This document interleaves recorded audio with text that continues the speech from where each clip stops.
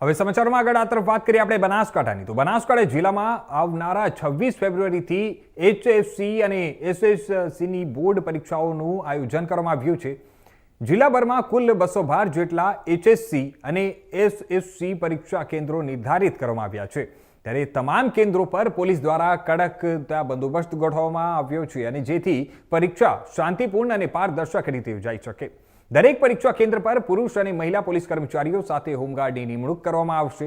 પરીક્ષા દરમિયાન કોઈપણ વિદ્યાર્થી પ્રતિબંધિત વસ્તુ અંદર ન લઈ જાય તેની ચકાસણી કરવામાં આવશે।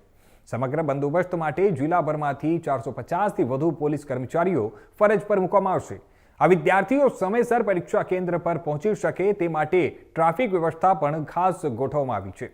અરે જણાવી દઈએ કે પરીક્ષા સમયે ટ્રાફિક નિયંત્રણ માટે વિશેષ આયોજન પણ કરાયું છે, જેથી વિદ્યાર્થીઓને કોઈ પણ અડચણ ન પડે અને જો કોઈ વિદ્યાર્થી અનિવાર્ય પરિસ્થિતિને કારણે સમયસર પહોંચી શકતો ન હોય તો કંટ્રોલ રૂમના નંબર પર સંપર્ક કરી અને સહાય મેળવી શકશે। આ સમયગાળા દરમિયાન જાહેરનામાનું કડક અમલ કરવામાં આવશે। આ તમામ વિદ્યાર્થીઓને જિલ્લા પોલીસ વડા પ્રશાંત સુંબે દ્વારા પરીક્ષા માટે હાર્દિક શુભેચ્છાઓ પાઠવવામાં આવી છે। નમસ્કાર, હું પ્રશાંત સુંબે, પોલીસ અધિક્ષક બનાસકાંઠા। ગુજરાત રાજ્યમાં બનાસકાંઠા જિલ્લામાં આવનાર 26 ફેબ્રુઆરીથી HSC અને SSCની પરીક્ષાનું આયોજન કરવામાં આવેલ છે। આ પરીક્ષા અનુસંધાને બનાસકાંઠા જિલ્લામાં 212 જેટલા HSC અને SSCના પરીક્ષાના કેન્દ્રો છે। આ તમામ કેન્દ્રો ઉપર પોલીસ તરફથી ચોક્કસ બંદોબસ્ત રાખવામાં આવનાર છે। દરેક કેન્દ્ર દીઠ એક પુરુષ, એક મહિલા પોલીસ અને હોમગાર્ડનો બંદોબસ્ત રહેશે।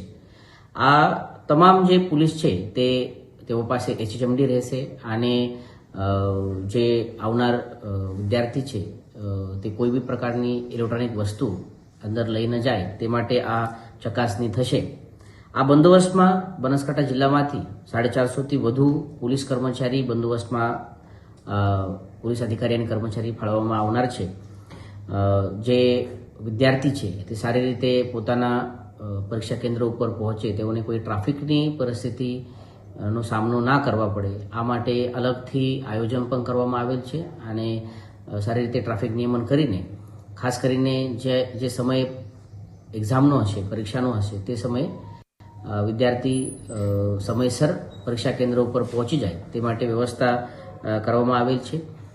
આના સિવાય હું આપના માધ્યમથી તમામને આ પણ વિનંતી કરું છું કે કોઈ પણ વિદ્યાર્થી બાળક આ પ્રમાણે તેઓ વાલીઓ સાથે હશે અથવા એકલા હશે અને કોઈ પરિસ્થિતિમાં તે ફસાઈ જાય, ટ્રાફિકમાં ફસાઈ જાય અથવા કોઈ કારણસર તેઓ સમયસર પહોંચી શકે